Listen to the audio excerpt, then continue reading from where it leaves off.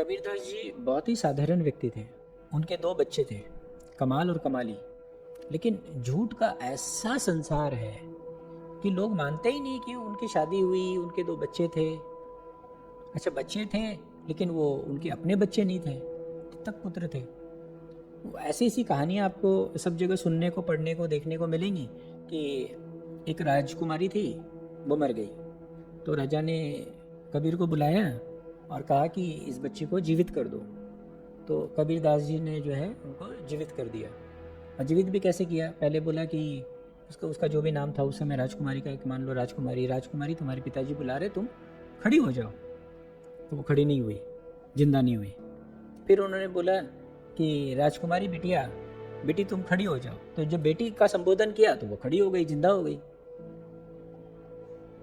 तो जिंदा हो गई तो उस बेटी ने कहा, राजकुमारी ने कहा कि मैं तो आपकी बेटी के रूप में जिंदा हुई हूँ, इसलिए मैं आपके साथ रहूँगी। तो इसलिए कमाली जो है उनकी बेटी नहीं है, ये तो बस कोई राजकुमारी थी, वो जिंदा हो गई तो वो कमाली है। ये ऐसा होता है कभी? ये तो तथ्यगत नहीं है, युक्तिगत बात नहीं है कि कोई मर गया और उसको जिंदा कर दिया। और यही कहानी कमाल के साथ भी है।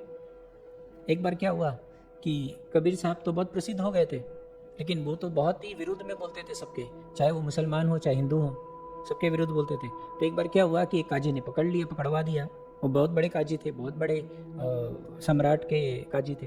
तो उन्होंने कहा, तुम्हारा बहुत नाम सुने हैं, तुम बहुत चमत्कार करते हो, तो तुम इस बच्चे को जिंदा करके दिखाओ। एक बच्चा आया था मरा हुआ, मान लो, ठीक है, तो इसको जिंदा करके दिखाओ तो हम माने कि हाँ तुम्हारे अंदर दम है, तुम्हारी बात में दम है, तुम सदगुरु हो। तो कहते हैं कि उन्होंने कहा कि पहले तुम जिंदा करके दिखाओ, तुम पहले कोशिश करो, मैं हूँ या नहीं हूँ तुम भी तो होना चाहिए ना। तो उसने बहुत कोशिश किया लेकिन उससे हुआ नहीं। लेकिन कबीरदास जी ने कहा कि जिंदा हो जाओ, तो वो बच्चा जिंदा हो गया। तो जिंदा हो गया तो वही कमाल हुआ। लेकिन कमाल और कमाली दोनों बच्चे उनके नहीं थे, ऐसा लोग कहते हैं और उसके पीछे कहानियां बना लेते हैं, पर ऐसा कुछ भी नहीं है। बहुत ही साधारण व्यक्ति थे, हमारी तुम्हारी जैसे, बिल्कुल गरीब थे, व्यापारी थे, सारा जीवन मेहनत करके काम किया उन्होंने, पढ़े लिखे भी नहीं थे, अच्छे गुरु के का सानिध्य लेकिन लिया उन्होंने, रामानंद जी का सानिध्य लिया और संबोधि को उपलब्ध हुए। अब कमाल और कमाली की बात करते हैं। कमाल जो है वो कबीर से बहुत ऊंचे थे, कबीर से बहुत ऊंचे थे, मैं तो यही कहूँगा। हम सब जानते हैं कबीर को, कमाल को कोई नहीं जानता है। लेकिन कमाल की जो अवस्था थी वो कबीर से बहुत ऊंची थी, और कमाली की अवस्था तो कमाल से भी ऊंची थी। हम लोग तो क्या है कि जिसकी मार्केटिंग अच्छी होती है ना, वो प्रोडक्ट उठाते हैं। तो कबीर का मार्केटिंग बहुत अच्छा है। हाँ, तो हम लोग सिर्फ कबीर को सुनते हैं, जानते हैं। हाँ, कमाल को कुछ नहीं हम जानते हैं। कमाल के बारे में, कमाल के बारे में अगर जानना है तो 2 एक चीज़ें मैं आपको बताता हूँ, उससे समझ में आएगा। कबीर जो है वो किसी से पैसा वैसा नहीं लेते थे। कोई आता था तो भाई सानिध्य करता है तो किसी को अच्छा लगता है तो सोचता है ना अपने गुरु को कुछ भेंट चढ़ा जाऊँ, कुछ पैसे दूँ, क्योंकि बहुत गरीब तो थे ही और लोग नहीं चाहते थे कि अब वो और चद्दर और वो बनाए, कपड़ा बनाए और बाज़ार में बेचने जाएं, क्योंकि वो सदगुरु थे, बड़ी अच्छी बात करते थे, बड़ी ऊंची बात करते थे। तो उनके शिष्य चाहते थे कि भाई हम लोग पैसा दें, तो किसी से लेकिन पैसा नहीं लेते थे। लेकिन कमाल जो है, लोग जब पैसा नहीं लेते थे तो बोलता क्या है, बोला पिताजी पैसा नहीं है, बोला यहाँ रख जाओ। तो वो सारा पैसा अपने यहाँ रखवा लेते थे। तो लोगों को लगा कि ये तो भ्रष्ट आदमी है, जो दुष्ट है, इसका पिताजी देखो कितना महान है। हम लोग तो उसी को महान कहते हैं ना जो पैसा नहीं लेता है। जो पैसा लेने लगता है फिर तो उसको महान कहना बंद कर देते हैं। तो कमाल तो महान तो रहा ही नहीं, दुष्ट और हो गया। तो ये बात धीरे धीरे काशी नरेश तक पहुंची कि कबीर साहब तो जो है किसी से पैसा लेता नहीं, लेकिन कमाल जो है उनसे पैसा रखवा लेता है। तो नरेश लेकिन जो है ना वो बहुत पैनी नज़र रखते थे, और उन्होंने कबीर को भी सुना था और कमाल को भी सुना था। तो उनको लेकिन ऐसा लगा नहीं कि कमाल इस तरीके का व्यक्ति है कि वो उसको पैसे का लालच हो या फिर ऐसी कोई बात हो। तो एक दिन क्या हुआ कि ये काशी नरेश जो है वो आए, तो कमाल जो है अपनी झोपड़ी में बैठे थे। तो कमाल को बोला कि हम लोग सानिध्य करते हैं, सत्संग करते हैं। थोड़ा देर उन्होंने सत्संग किया, फिर जाने लगे। तो वो बोले कि मैं आपके लिए एक भेंट लाया हूँ। तो क्या भेंट लाए? तो एक हीरा का टुकड़ा, एक बहुत बड़ा हीरा। भाई काशी नरेश थे, एक बहुत बड़ा हीरा का टुकड़ा उन्होंने दिया। तो कमाल ने बोला क्या पत्थर का टुकड़ा उठा के ले आए, बहुत बड़ा भेंट लेके आए, ले जाओ। बोले नहीं नहीं, जब मैं लाया हूँ तो अच्छा ठीक है, तो लाए हो तो एक काम करो यहीं रख जाओ। भाई इतना मेहनत करके लाए हो, फिर मेहनत करके ले जाओगे, इससे बढ़िया यहीं रख दो। तो उसको समझ में आया ये तो गड़बड़ है, ये तो कमाल सचमुच गड़बड़ है, कि ये तो बोल रहा था कि पैसा रखवा लेता है, ये तो इतना बड़ा हीरा देख के इसके मन में लालच है। तो बोला मैं कहाँ रखूं? बोला अरे पत्थर का टुकड़ा है, कहीं भी रख दो। तो फिर समझ में आया पत्थर का टुकड़ा कहीं भी रख दो। बोला अच्छा ठीक है, मैं यहाँ रख देता हूँ। उसने एक जगह मचान था, तो घास फूस का जो मचान होता था ना पहले, वैसा मचान था, तो मचान में उसने रख दिया। तो काशी नरेश जब गया तो समझ गया कि ये तो गड़बड़ आदमी है, ये तो अपने बाप की तरह नहीं है, कबीर की तरह। तो जो भी है, लेकिन बोला कि समझते हैं, 1-2 दिन बाद और समझते हैं क्या है पूरा मामला।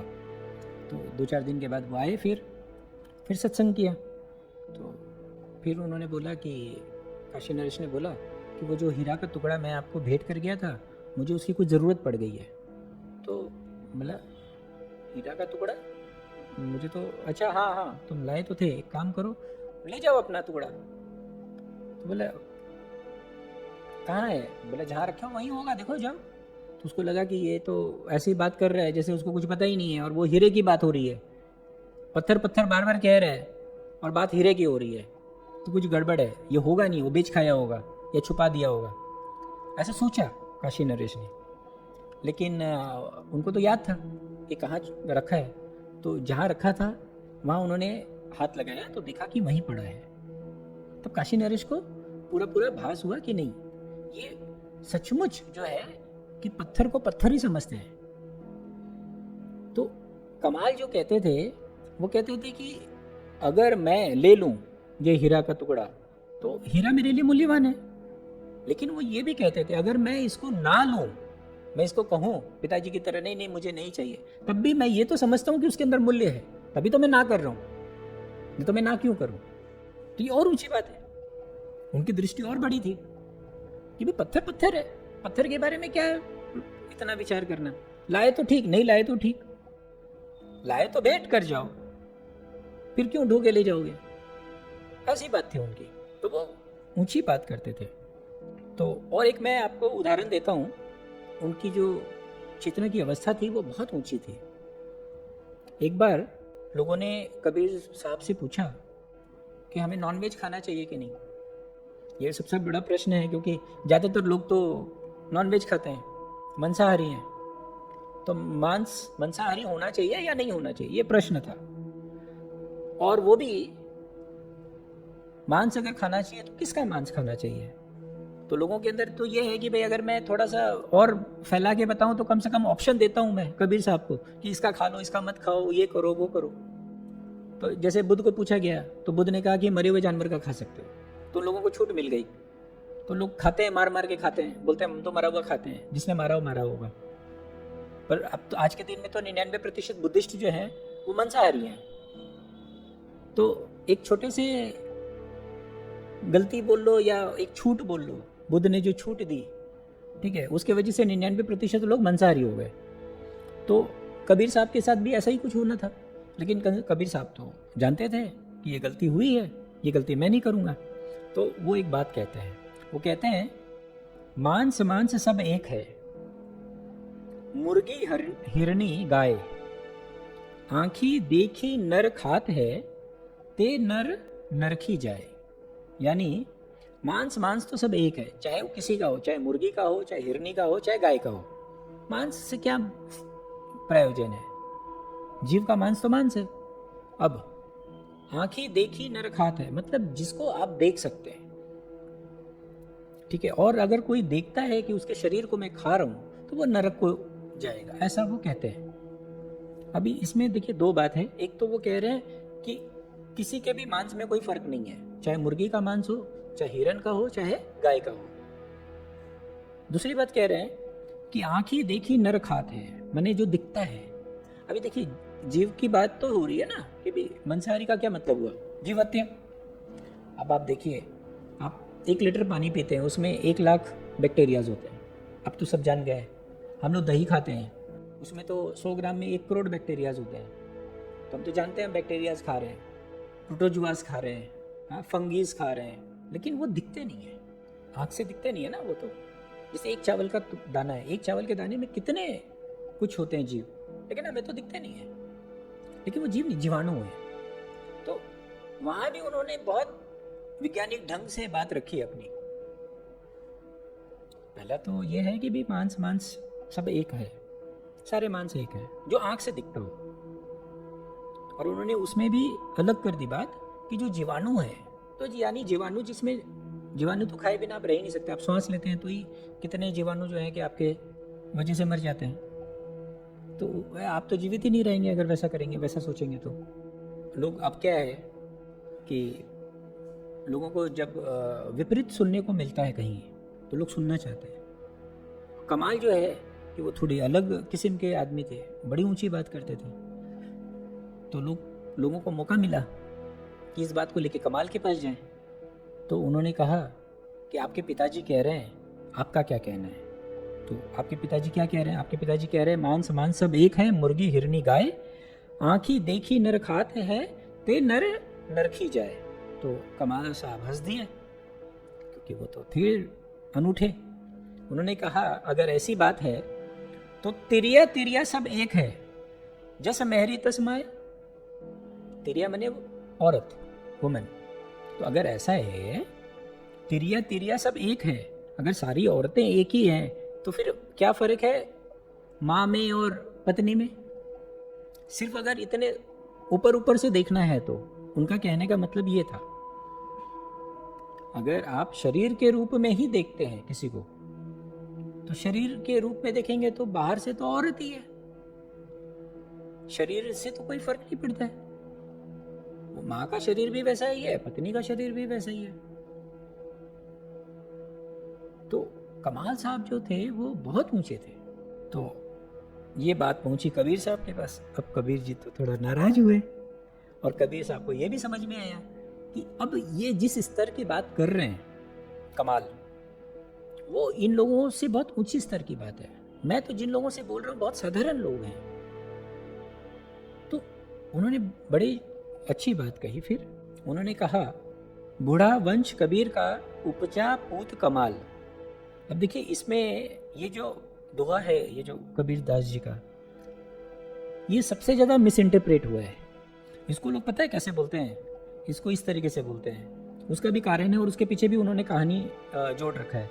डूबा वंश कबीर का उपजा कपूत कमाल, इसको मिस इंटरप्रेट करके इस तरीके से बोलते हैं। या फिर एक और ढंग से बोलते हैं कमाल भयो कपूत, कबीर का कुल गयो डूब। कैसे मिस इंटरप्रेट किया देखिए लोगों ने, और क्या उसके पीछे कारण था वो भी मैं आपको बताऊंगा पहले। लेकिन कबीर साहब की जो असली बात है ना, उसकी बात करते हैं हम लोग।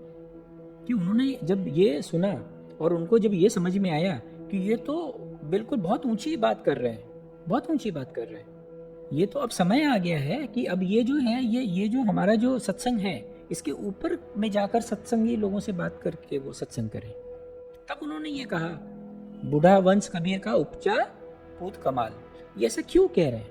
मेरी अपनी व्याख्या है, आप समझे। ये व्याख्या आपको बाकी सब व्याख्याओं से अलग मिलेगी। मेरी अपनी क्या व्याख्या है मैं आपको बताता हूँ। बूढ़ा वंश कबीर का, यानी कबीर का जो वंश है वो बूढ़ा हो गया। बूढ़ा हो जाने के बाद क्या होता है? मर जाता है आदमी, फिर नई श्रृंखला पैदा होती है।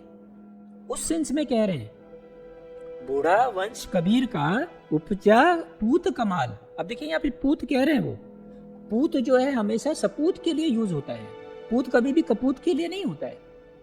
ये बाकी लोगों ने जो है मिस इंटरप्रेट किया है सब जगह। कबीर साहब यहाँ पे कमाल की कोई बुराई नहीं कर रहे हैं, बल्कि बहुत ऊंची बात कह रहे हैं, बहुत ऊंची बात कह रहे हैं। और इसको सारे लोगों ने मिस इंटरप्रेट किया है, इंक्लूडिंग ऑल लर्नेड पीपल। जो साधारण जो कबीरपंथी, उन्होंने तो गलत किया ही है। जो फिलॉसफी पढ़ाते हैं और जो कॉलेजेस में जो इसको समझाते हैं, उन्होंने भी इसको मिस इंटरप्रेट किया या ठीक से नहीं समझे। ये बहुत ऊंची बात कह रहे हैं कबीर। और किस परिस्थिति में कह रहे हैं? जब उन्होंने ये देखा कि कमाल जो है वो बहुत ऊंची चेतना हो गई है, अब वो साधारण लोगों के लिए नहीं है, तब वो ये कह रहे हैं कि बूढ़ा वंश कबीर का उपजा पूत कमाल। वो ये चाहते हैं, अब ये कह के वो ये कहना चाहते हैं कमाल को कि तुम अब घर छोड़ दो, तुम दूर चले जाओ, तभी वो कह रहे हैं बूढ़ा वंश कबीर का, उपजा पूत कमाल। ये कह के उन्होंने कमाल से कहा कि अब तुम दूर चले जाओ, यहाँ से बहुत दूर चले जाओ। और कमाल जो है उसके बाद बहुत दूर चले गए। वो बनारस में रहते थे, वो गुजरात अहमदाबाद चले गए, अहमदाबाद रहने लगे। और अहमदाबाद में जब वो गए तो उनके बहुत शिष्य हुए और वो बहुत ऊंची बात कही उन्होंने। लेकिन वो तो क्या है कि बात जितनी ऊंची होती है उतने कम लोगों तक जाती है। जो साधारण बातें हैं, जो सामाजिक बातें हैं, कबीर ने जो बातें कही वो तो बहुत ही प्रसिद्ध हुए क्योंकि उन्होंने समाज के बारे में बात करी। लेकिन इन्होंने समाज नहीं, चेतना के स्तर पे बात करी। तो कबीर को सुनने वाले बहुत हैं, कमाल को कोई न सुनने वाला है न समझने वाला है। कमाल साहब को पढ़ना चाहिए। जब आप पढ़ेंगे तब आपको उनकी बात समझ में आएगी कि कितने ऊंचे थे। कमाल साहब के फिर बहुत शिष्य हुए और उनकी शिष्यों की बहुत श्रृंखला भी चली। उनके शिष्य हुए जमाल साहब, फिर जमाल के बीमाल हुए, फिर बुढ़ाऊ हुए, फिर दादू साहब हुए, फिर एक परंपरा चल पड़ी, एक पंथ चल पड़ा। दादू साहब को तो सभी जानते हैं। अब दादू साहब के बहुत, जब दादू साहब प्रसिद्ध हुए तो दादू साहब के बहुत शिष्य हुए। तो कमाल साहब को हमें पढ़ना चाहिए, हमें उनकी ऊंचाई दिखेगी और वो ऊंचाई कबीर साहब से भी बहुत ऊंची है। अगर वो कबीर से नीचे रह जाते तो बात गलत थी। अच्छी बात और सही बात तो यही है कि वो कबीर साहब से भी बहुत ऊंची स्तर पे पहुंचे। अब मैं आपको एक बात बताता हूँ जिससे आपको बिल्कुल साफ हो जाएगा कि वो कबीर साहब से भी बहुत ऊंची स्थिति में थे कमाल, और कमाल से भी ज़्यादा ऊंची स्थिति में थी उनकी बेटी कमाली। मैं आपको बताता हूँ, आप पढ़ें और समझें, आपको समझ में आएगा कि उनकी स्थितियाँ क्या थी। कबीर कहते हैं, चलती चाकी देख कर दिया कबीरा रोए। चलती चाकी देख कर दिया कबीरा रोए, दो पाटन के बीच में साबुत बचा न कोई। क्या अर्थ हुआ? चक्की तो देखा है आप सबने, देखे ना, चक्की जो हाथ से चलाते थे पहले, तो चक्की के दो पार्ट होते थे। ऊपर का जो पार्ट है वो घूमता था और उसमें फिर गेहूं लोग पीसते थे, उसमें एक कील लगी रहती थी। उसको देखकर जो है कि कबीर रोने लगे। क्यों रोने लगे? क्योंकि वो कह रहे हैं कि ये जो दो पार्ट हैं उसके बीच में जो भी जाता है वो पिसकर समाप्त हो जाता है। क्या कहना चाहते हैं? इस दोहे के उद्देश्य क्या है? वो ये कहना चाहते हैं कि ये जो दो पार्ट हैं, दो पार्ट क्या हैं? दो पार्ट हैं जीवन और मृत्यु, दो पार्ट हैं आकाश और पृथ्वी, दो पार्ट है दिन और रात, दो पार्ट है अच्छा और बुरा, दो पार्ट है धन और पत्थर। क्योंकि वो धन को धन की तरह देख रहे हैं, पत्थर को पत्थर की तरह देख रहे हैं, इसलिए दोनों पार्ट को देख रहे हैं। अभी मैंने आपको बताया ना कि वो किसी से कुछ लेते नहीं थे, कोई भी भेंट लेकर आता था वो नहीं लेते थे, क्योंकि वो भेंट को भेंट की तरह देख रहे हैं, उसकी वैल्यू को देख रहे हैं। इसका मतलब है वैल्यू सिस्टम अभी भी उनकी चेतना में है। लेकिन कमाल तो कहता है कि इसका क्या वैल्यू है? वैल्यू नहीं है तो दे जाओ तो ठीक, नहीं दे जाओ तो ठीक, तो लाई नहीं तो बात ही नहीं है। उसकी वैल्यू सिस्टम्स में उनके चेतना में नहीं है। कबीर साहब के है, लेकिन समझने की बात है। हालांकि कबीर साहब की तो चेतना बहुत ऊंची है, बहुत ऊंची है, फिर भी हम साधुओं को समझना चाहिए। तो वो क्या कहते हैं? चलती चाकी देख कर दिया कबीरा रोए, दो पाटन के बीच में साबुत बचा ना कोई। यानी इस जीवन मरण के चक्की में कोई आज तक नहीं बचा है। दिन रात के चक्कर में जीवन समाप्त हो जाता है। ये एग्जाम्पल दे रहे हैं, वो ये समझा रहे हैं। लेकिन अब आप देखिए, वहीं बैठे थे कमाल ने कहा पिताजी ये तो ठीक है। कमाल, अब उनकी बात सुनिए, कमाल क्या कह रहे हैं? कमाल कह रहे हैं, चलती चाकी देखकर हंसा कमाल ठठाए, कील सहारे जो रहा ताही काल ना खाए। ये कह रहे हैं कमाल साहब। यानी क्या कह रहे हैं? कील समझ रहे ना? कील वो कह रहे हैं परमात्मा को। वो कह रहे हैं कि मैं इसको देखकर हंस रहा हूं।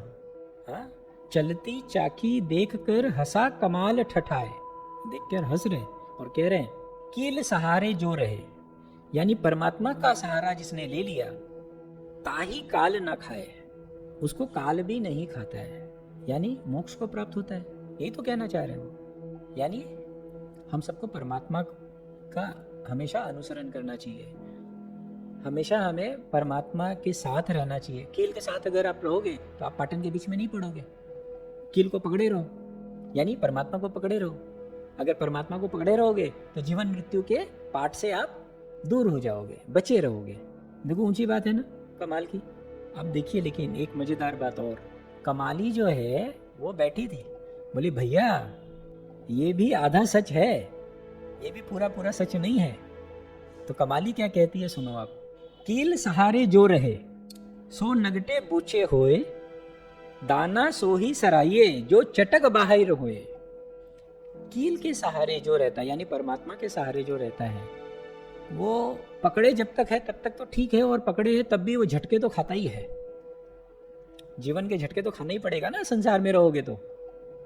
इस संसार में, घर में, संसार में अगर जियोगे तो संसार के थपेड़े तो पड़ेंगे ही।